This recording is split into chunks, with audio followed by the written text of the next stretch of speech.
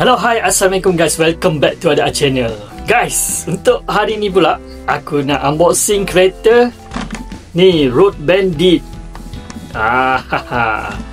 Kereta Road Bandit guys. Alright. So kereta ni aku dapat dekat Road Bandit ni. Road Bandit. Aku lupa lah, 99 Speed Mart juga kot. Kereta ni kan, kereta dia macam kereta tuk-tuk dekat Thailand. Kalau korang pernah pergi Thailand, korang kena try naik kereta ni. Dia macam tuk-tuk lah. Kita boleh naik dekat belakang. Tak tahulah, aku rasa macam kereta tuk-tuk ke ada kereta lain.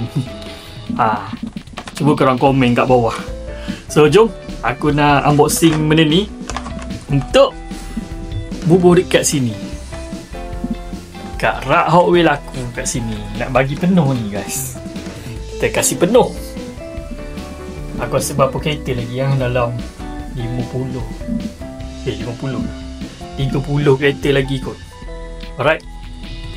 So jom guys, kita unboxing ni.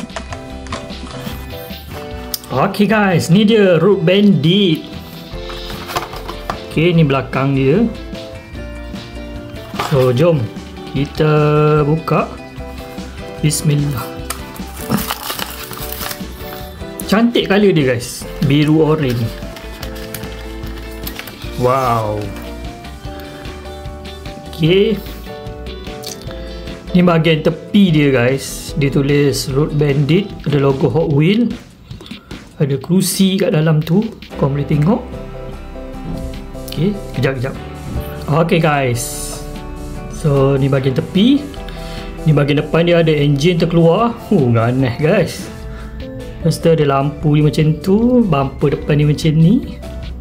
Bahagian atas dia look sinar macam ni. Okay, bahagian belakang dia ada exhaust 2. Exhaust 2. Alright. So kereta ni casting tahun bila guys? 2000 berapa ni? Tak jelas lah. 2019 kan? 2019 kan? 2019.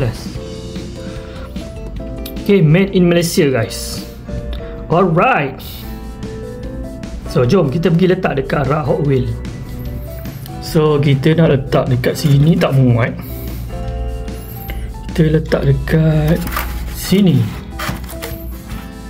Kena letak satu lagi kereta panjang. Aku rasa kalau letak benda ni kat sini kot. Alright. So dia dah ada gang kat situ. Yang ni boleh letak lagi 2 kereta. Okay guys, kita jumpa lagi next video. Jangan lupa untuk klik butang subscribe. Assalamualaikum. Bye.